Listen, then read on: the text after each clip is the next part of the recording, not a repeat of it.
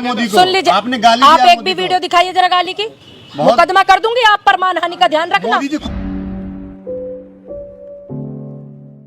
भवन का उद्घाटन हो रहा है, पूरी दुनिया में बदनामी किया जाए देश का, आप लोग वही कर रहे हैं। अब उनका क्या मकसद था कि वो बेटियों से डंडे बजवा रहे हैं, बेटियों में डंडे बजवा रहे हैं अपनी पुलिस से, बेटियां धरने पर बैठी हैं उनको प्रताड़ित करवा रहे हैं, कभी उनके धक्का लगाते हैं उनके पुलिस के लोग, कभी कुछ करते हैं। उनका क्या मंशा था? आप अगर उनके प्रवक्ता है तो मुझे बताइए क्या मंशा थी? क्यों बजाया नहीं आपने? देखा नहीं रात को? क्यों रात को नहीं देखा आपने? जिस दिन बारिश पड़ी थी तो उनको जो है फट्टे देने के लिए आए थे कि तख्तों पे सो जाएंगी बेटियां। आपको पता नहीं है रात को डंडे बजाए थे उस दिन भी? आपको नहीं पता इस बात का? तो इसका मतलब कितनी बड़ी घटना थी वो, पूरे देश ने देखी। रात को 2 बजे पुलिस ने वो हाहाकार मंजर मचाया उन बेटियों के सामने, और आप कह रहे हैं बड़ी घटना नहीं थी? शर्म नहीं आती आपको? क्या आप थे वहाँ? तो इसका मतलब आप व्यूज लेने हैं बस आपका मतलब व्यूज से है। आपको नहीं पता 2 बजे उस दिन क्या हुआ था? पूरे देश ने देखा था, देश के तमाम 19 निष्पक्ष पत्रकारों ने हर आवाज को उठाया था बेटियों की। आप नहीं थे वहाँ पर? कल बैरिकेड तोड़ने की क्या जरूरत थी ये कह रहे हैं? बैरिकेड लगाने की जरूरत क्या थी? क्या जरूरत थी? अगर बेटियां मार्च निकालना चाह रही हैं, लोकतंत्र देश है ये, संविधान है, इसमें परमिशन, अगर कोई परमिशन इनसे मांगता है, ये तो कहीं पंचायत करने की परमिशन नहीं दे रहे, विपक्ष को नहीं दे रहे, किसान नेताओं को नहीं दे रहे, किसानों को नहीं दे रहे, पहलवानों को नहीं दे रहे परमिशन। क्यों? ये अघोषित आपातकाल है क्या देश में? किसको कहते हैं अघोषित आपातकाल किसे कहते हैं? आप ही मुझे बताइए, आप मुझे बताइए।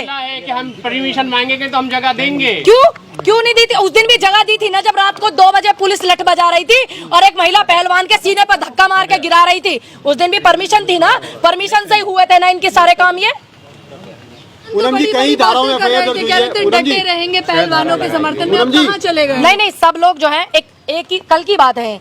अब हम कोई भी आंदोलन अगर करते हैं तो उसकी नीति बनानी बहुत जरूरी होती है, क्योंकि सभ्यता से, शांति से, अहिंसा से आंदोलन चलते हैं। तो किसान संगठनों में, किसान लोगों में, बेटियों में, खिलाड़ियों में, विपक्ष में, सब जो है अपने अपने हिसाब से नीतियां बना रहे हैं। आंदोलन होगा, फिर से होगा। क्या लगता है दंगा खत्म हो जाएगा? बिल्कुल नहीं होगा, और मजबूती से होगा। जंतर मंतर में इजाजत नहीं मिलने वाली है। आपने देखा था किसानों का जब आंदोलन हो रहा था, रात को इन्होंने झूठ बोल करके किसानों को हटाने की कोशिश करी थी बॉर्डर पर, गाजीपुर बॉर्डर, तमाम बॉर्डरों पर, और इन्होंने बुजुर्गों पर डंडे बजाए थे, लठ बजाए थे। उसके बाद धरने की जो रूपरेखा थी वो क्या थी, वो पूरे देश ने देखी। ऐसा बताया जा रहा है कि हरियाणा के अंदर पंचायत बना रहे हैं आप लोग? राष्ट्रपति सुनिए, क्या उन्होंने उनको बेशक आपत्ति नहीं है, वो अकेली देश की राष्ट्रपति है, हमारे देश की है, उनका अपना बेशक नहीं है, लेकिन जनता जो है, जनता का हक बनता है, और खास करके जनता की आवाज उठाने वाले लोगों का हक बनता है, और उससे भी ज्यादा विपक्ष का भी हक बनता है कि अगर किसी भी संविधान के पद का अपमान होता है तो वो संविधान का अपमान है, और वो संविधान का अपमान जो है, हमें इस बात से तकलीफ है। दिल्ली के बॉर्डर दोबारा से बंद होंगे? बिल्कुल बंद होंगे, क्योंकि कल पंचायत भी होना है हरियाणा के अंदर में। बिल्कुल होगा। और मैं कहना चाहूंगी उन बेटियों से भी, मैं उस दिन गई थी जंतर मंतर पर, मैं उस दिन भी वहीं पे यही कह करके आई थी कि आप भूलना मत इस बात को कि किसान आंदोलन को किस तरह से स्थगित करा दिया गया था। 700 किसानों की शहादतें हुई, अभी तक उनको शहीदी का दर्जा नहीं मिला, MSP लागू नहीं हुई। नियम और नियति आप अपनी रखना, और निर्णय भी आप अपना रखना, चाहे कोई विपक्ष का नेता हो, चाहे कोई किसान नेता हो, चाहे कोई कितना ही बड़ा नेता क्यों ना हो, आप सिर्फ आदेश करना, आप किसी के आदेशों पर मत चलना, मैं यही बोलूंगी। कांग्रेस पार्टी आगे क्या स्टेप लेगी इस मुद्दे पे? इस मुद्दे पर आपको पता नहीं है, कांग्रेस के सभी नेताओं को अरेस्ट किया गया। जब दिल्ली पे हम लोग दिल्ली पे आ रहे थे, दिल्ली में जंतर मंतर पर आ रहे थे, किसी को हाउस अरेस्ट, किसी को ऑफिस अरेस्ट, किसी को सड़क पर अरेस्ट, किसी को सड़क पर बैरिकेड लगा दिया गया, सभी को। और महिला कांग्रेस ने भी बहुत ज्यादा जोर लगाया था। ऐसा नहीं है तो हम लोग, आपकी बात पूरी हो गई है? आपकी हो गई। बागेश्वर धाम ने कहा कि पाकिस्तान को भी हिंदू राष्ट्र बनाएंगे। देखिए, आप उनके, ये उनका सवाल है, उनसे जवाब लेना। क्या मैं उनके जैसी दिखती हूँ? नहीं ना। दिनेश फोगाट ने कहा पुलिस मेरा एनकाउंटर कर सकती है। देखिए, अगर एक बेटी जाने का कोई गुनाह है, इस बात को फांसी दोगे?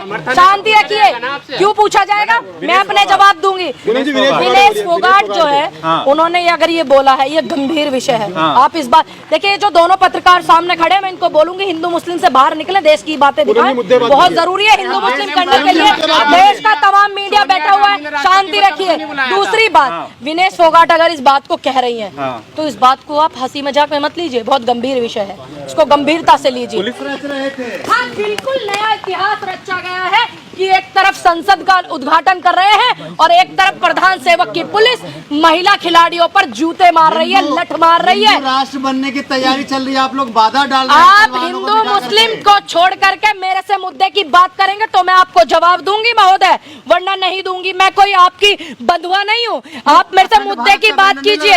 आप मेरी देखिए, आप ये पहले जाकर के पूछ के आना जिन्होंने संसद में बैनर लगाया है कि अखंड भारत का मतलब क्या होता है। दूसरी बात, दूसरी आप उनसे पूछिए, आप उनसे पूछना जिन्होंने लगाया, मैंने नहीं लगाया। दूसरी बात, यहाँ हम बात कर रहे हैं मुद्दे पर, हिंदू मुस्लिम की बात करेंगे आप, मैं मुद्दों पर बात करूंगी जो कल देश में हुआ। आप वो बात कीजिए, बेरोजगारी पर मेरे से बात कीजिए, शिक्षा पर मेरे से बात कीजिए, स्वास्थ्य सुविधाओं पर मेरे से बात कीजिए। और सबसे बुरा नजारा जो था कल संसद का, शायद आप लोगों ने देखा हो, आप लोगों ने शायद देखा हो कि जितने इनकी पार्टी में मुलजिम हैं, यानी कि ब्रजभूषण हो या फिर आशीष मिश्रा का पिता हो टैनी मिश्रा, सभी को इन्होंने संसद में बुलाया, लेकिन राष्ट्रपति जी को नहीं बुलाया। और आपने देखा उनको प्रधान सेवक को, सुनिए, प्रधान सेवक को दंडवत होते हुए पूरे वर्ल्ड ने देखा। किस चीज के सामने वो, बोलने दो यार पहले। क्या मैं बोल लूं कुछ?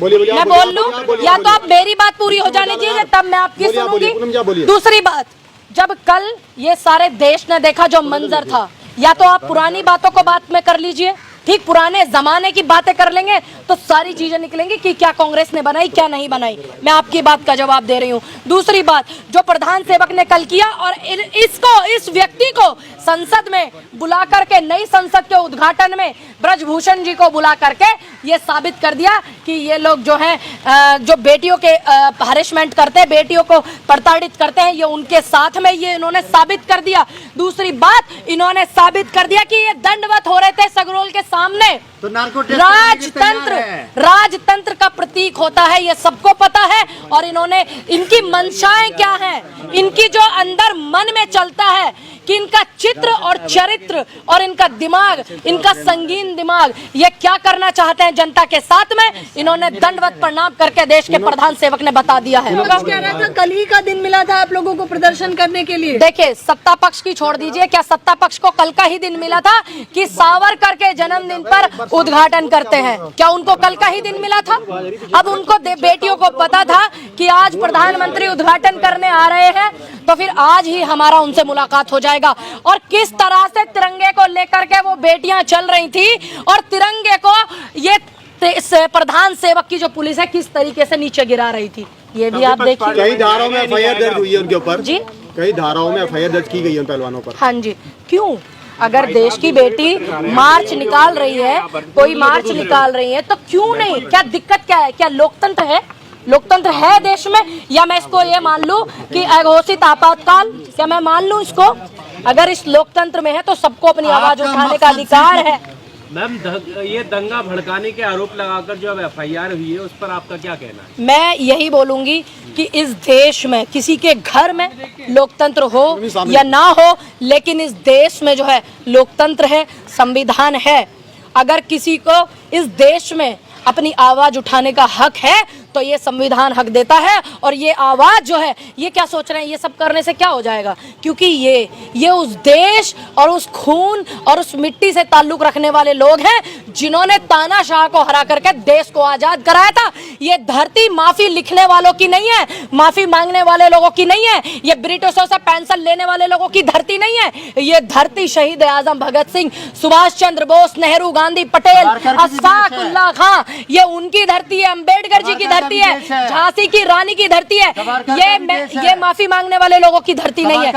मैंने बता दिया, माफी मांगने वाले लोगों की धरती नहीं है, ना ही उनके अनुयायी है। प्रधानमंत्री करीब कल फूल चढ़ा रहे थे। ये उनकी अपनी मंशा है और ये समझनी होगी जनता को कि जिस देश के इतने बड़े प्रधान सेवक, ठीक इतने बड़े पद पर रहने वाले व्यक्ति एक राजतंत्र के प्रतीक के सामने दंडवत प्रणाम करते हैं, तो उनका आप मन समझ लीजिए कि वो जनता को और तुम तमाम मीडिया वालों को और इस देश की एक एक जनता को क्या संदेश देना चाहते हैं, कि उनकी मनसा क्या है, उनका चित्र और चरित्र क्या है, कि वो कितने राजतंत्र को फॉलो करते हैं और कितने लोकतंत्र को फॉलो करते हैं, ये उनकी मनसा है। बोले साधु संतों को सम्मान दिए प्रधानमंत्री, इससे पहले नहीं मिल रहा था। अच्छी बात है, सबका सम्मान हो रहा था, तभी साधु संत अभी तक जो हमारे सनातन संस्कृति है वो बची हुई आ रही है। उनका सम्मान था देश में, है, सदा रहेगा, इसीलिए भारत की सनातन संस्कृति अभी तक बची हुई है और हमेशा रहेगा। समझ में? तो पार्लियामेंट जाएंगे नहीं जाएंगे, क्योंकि अब कभी तो जाना पड़ेगा ना। नहीं जाएंगे, क्यों नहीं जाएंगे, पार्लियामेंट तो जाना पड़ेगा। अभी हम जैसे लोग नहीं जाएंगे भैया, तो कौन जाएगा? आप कैसे जाएंगे? आप नहीं, कोई बात नहीं, हमारा काम है अपनी बात को रखने। वहाँ जो बैठे हुए हैं प्रधान सेवक जो है वो हमारे वोट से बैठे हुए हैं, तो हम उस हक से जाएंगे कि हमने उनको वोट दिया है और उनसे सवाल पूछने जाएंगे। सुन लीजिए, आप एक भी वीडियो दिखाइए जरा गाली की, मुकदमा कर दूंगी आप पर। मानहानि का ध्यान रखना। मोदी जी खुद कह रहे हैं, आप मानहानि का क्या आपको ये बोला मोदी जी ने कि पूनम पंडित ने मुझे गाली दिया? मैं अच्छे से जानती हूँ, तो आप कैसे करें? आप लोग नहीं बोले, आपने बोला आप लोग। और दूसरी बात, देश के प्रधान सेवक को देखे कितना समय है, 99 गाली दिया, 94 दिया, 95 दिया, 96 दिया। उनके पास इन चीजों की फुर्सत है, लेकिन जंतर मंतर पर